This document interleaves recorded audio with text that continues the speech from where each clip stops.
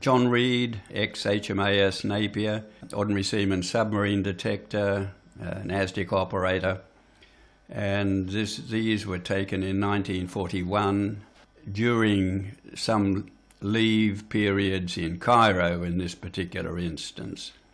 And Napier was part of the destroyer, one of the destroyer flotillas operating in the Eastern Mediterranean during 1941.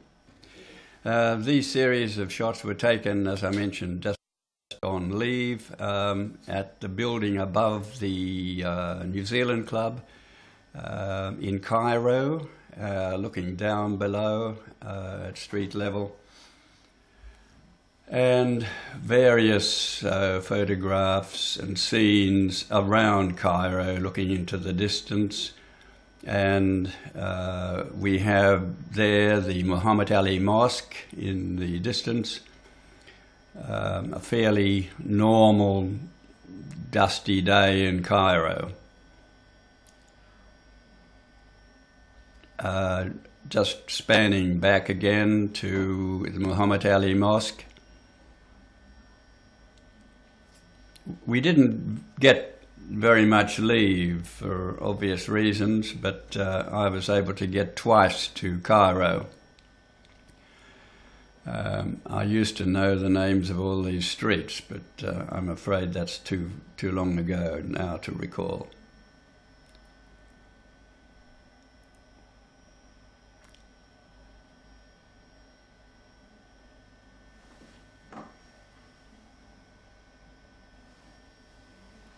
This is at street level and shows the entrance to the New Zealand Club, which is a pretty popular meeting place for all army personnel particularly. And this is down in the Muski, or the bazaar, always a hive of activity as it is still today.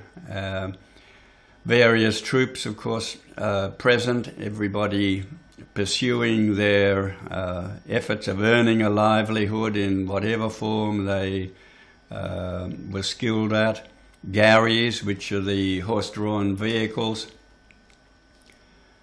And as you see, typical dress of women there.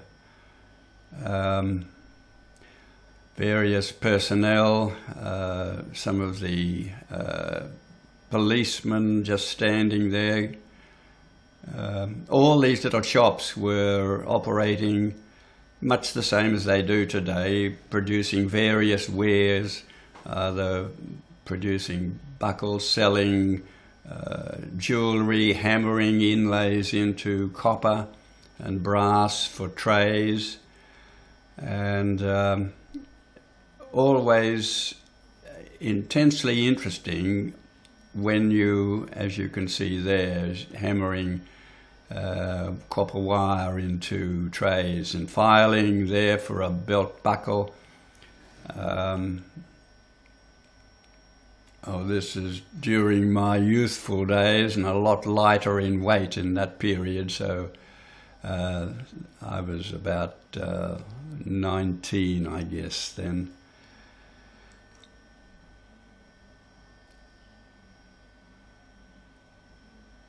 The local produce just about to go onto the dinner table.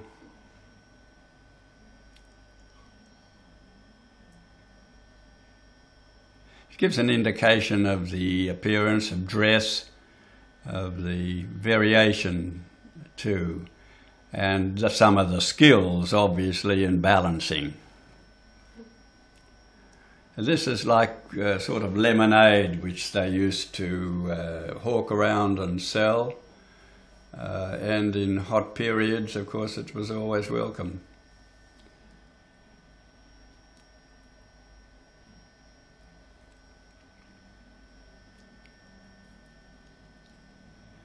These are during a raid in Port Said, as I recall. These are German flares dropping down to illuminate the target area, and you can see traces going up from the shore-based anti-aircraft batteries. Two flashes that were from the bottom, they were from the Parramatta. She was moored there at that stage. And of course all the units of the fleet cooperated in anti-aircraft fire in order to try to bring down the parachute flare as quickly as possible.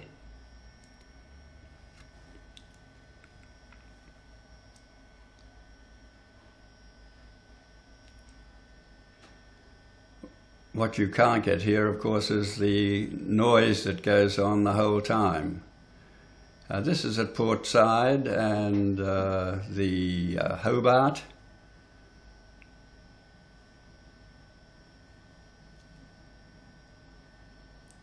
Various merchant ships unloading. It was just continually in operation for everything coming through the canal, because in the Eastern Med at that stage everything had to come via the Cape. There was no chance of coming through from Gibraltar. 2 Javelin class destroyers, which were similar to Napier, Nizam, Norman, Nestor.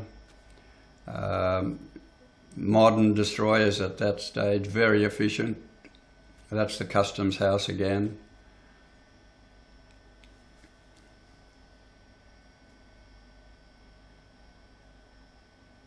And various watercraft in which we used to have to get back on board ship if we missed a Liberty boat. To keep us occupied, we used to play water polo, and this is alongside at when we were there at Port Said. And our team did pretty well, as a matter of fact, but we also had some Yugoslavian MTBs, small high-speed motor torpedo boats, alongside, and we asked out of courtesy if they'd like to join us in a game, and they said yes, they'd like to very much. Well, they beat us I think it was about 23-5 or something in that order. And we found out that 3 of their members had been Olympic Games water polo players previously.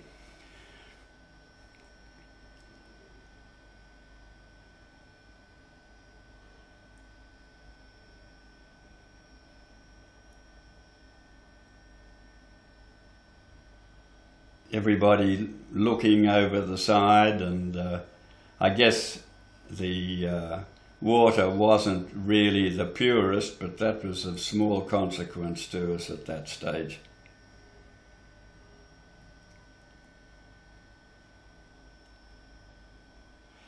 This, if I remember correctly, is Jeff Batchelor, who wrote a book on the N-class and Napier and his exploits, and he was one of my fellow anti-submarine ASDIC operators, and he played water polo regularly.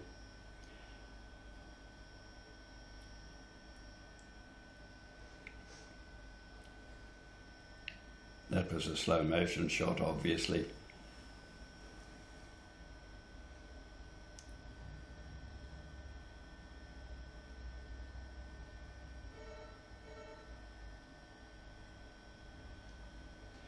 This is the Ajax. We're out on patrol.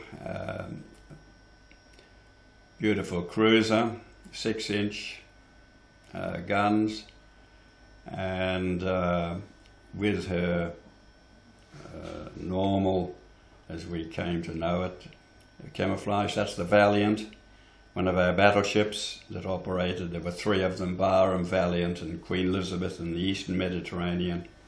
And here we are practicing at sea on a towed aerial target for anti-aircraft fire. One of the close-range Ehrlichen anti-aircraft guns which we had installed. And we were carrying out also practice runs in laying a smoke screen, looking down aft towards X gun, which are twin 4.7s, and this is on the way up to Brook on the ferry service. You can see laden down with stores, 4-inch gun there and the crew standing by, and we took up army troops. In this case I think they were UK, and we aim to get up there just as soon as we damn well can.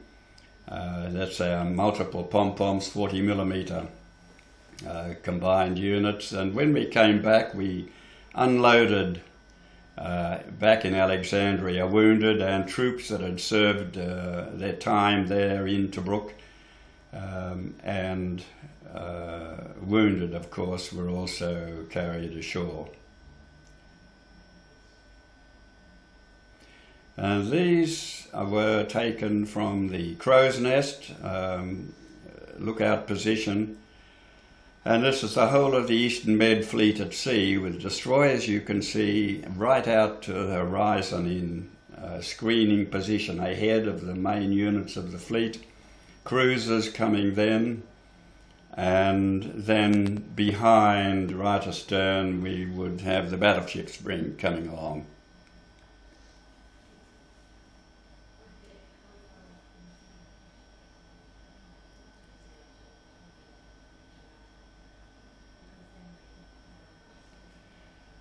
That's on looking out to the port wing.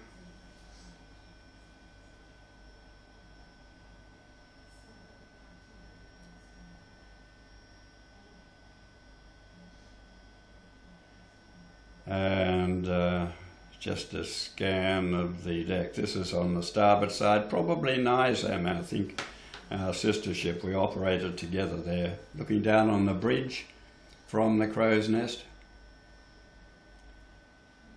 And our A gun and B guns, twin 4.7s, looking forward.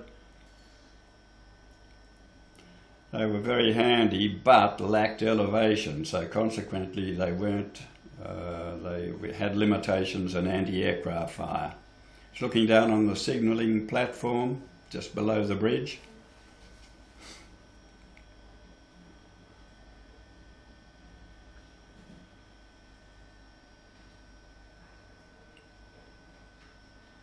A beautiful afternoon at sea, somewhere south of Crete it would have been.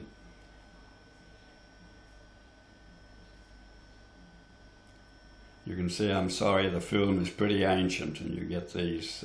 That's a captured Stuka dive bomber over the Free French ships in Alex.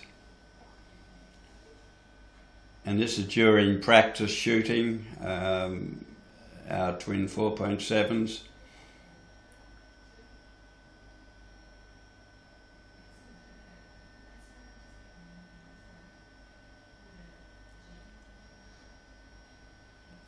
The Georgic, which was sunk and sitting on the bottom at Port Tewfik, at the southern entrance to the Suez Canal and the Red Sea.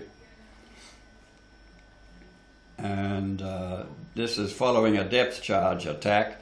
If there was any possibility of collecting fish, everybody was over the side, and he's just got some too and picking them up. That's the Dido or Naiad, I'm not sure. It may have been Naiad. One of the high-angle 5.25 anti-aircraft cruisers, very useful. Ajax again. Our multiple .5s and our operator George Scull.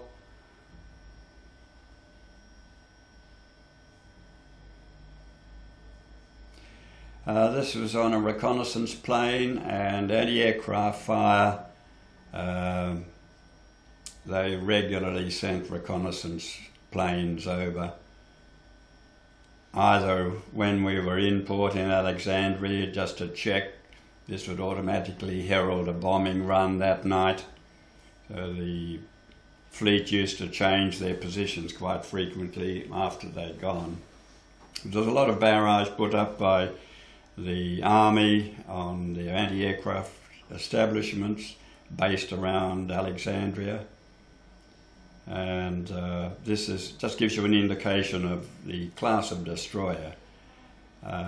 This is, I believe, is the 14th destroyer flotilla, and we were taking, yes, that's the 14th, exiting as we enter Haifa. We, as flotilla leader of the 7th Destroyer Flotilla, and Captain Mack in Jarvis leading the 14th. And we were taking Indian troops from Haifa to Famagusta in Cyprus and leaving them there and bringing back British troops who were to be deployed elsewhere. So we were running a ferry service backwards and forwards for 2 or 3 trips. And these are the oil pipelines coming down to the oiling wharf at Haifa. Some of our chaps who'd had a bit of leave, and you can also see Indian troops bringing their gear aboard. So we'd load up then and then head over to Cyprus and bring back British troops. As you can see, they're coming aboard and bringing all their gear.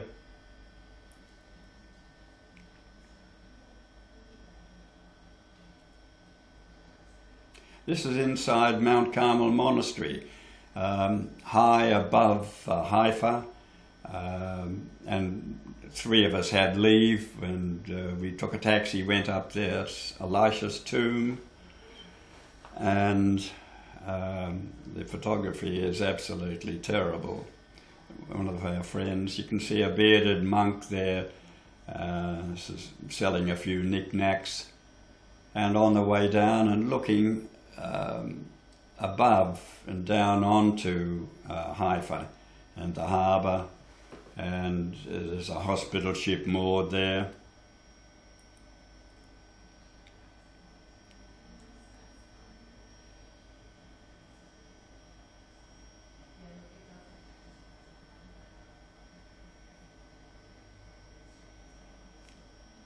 This is a general run round the coast and bay area, which was quite extensive. Jeff Batchelor and Fred Fayers, they were 2 of my friends aboard. We were all operators together in Napier, and on our way down back into the town down the road from Mount Carmel. One of the local constabulary guiding traffic. Here we are at sea doing, as I recall, a depth charge attack. That's our sister ship Nizam.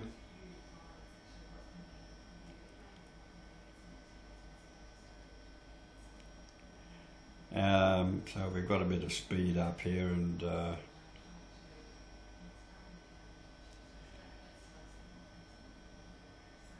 we dropped a few charges, but we weren't successful. Gives you an indication of the type of vessel. This is Nizam, identical to us. And you can see chaps running forward. We attached a line, as I recall, to a Kali float that was found floating there, and brought it alongside an inboard.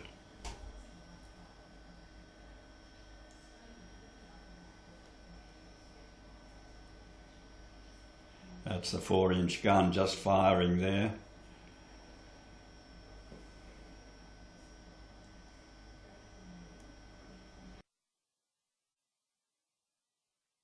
These are most of the crew from the auxiliary vessel Glenroy, a very useful oiler and help for the fleet. She was torpedoed on the port quarter. She's listing by the stern. She's been taken in tow by one of the old cruisers, the Carlisle. And we went alongside, took some aboard directly, and then the rest came by boat, tossed all their gear up, and we took them back to Alex. There was Glenroy and Glengyle, very, very useful ships. And they eventually, I think by tow from memory, did get it back. They went past Merzimatru and finally, I did believe, got it back to Alexandria. You can see the tow line out forward. She's in tow by the Carlisle. And the next series is the Barham, and she has the Magazines have exploded.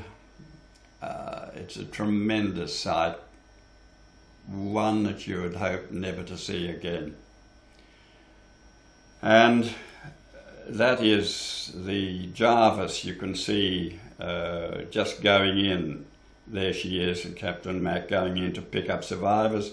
She and us, we were both ordered to go alongside and take off survivors when she was still listing to port and stop before the magazines exploded, and we were closing with it all the time, as was Jarvis, when the magazines exploded, and away she went. An enormous, devastating explosion with a mushroom cloud that went thousands of feet into the air. And having watched chaps through the binoculars as I was P1 Action Lookout, running along the deck and diving over, and then seeing that explosion, you couldn't credit that a single person could have got out of it alive. But in fact, I think they got just about 400 survivors, which were picked up by, I think, Nizam and Jarvis and possibly others. That period, as a result of that, we screened the remaining battleships, the Queen Elizabeth and Valiant, back to Alexandria.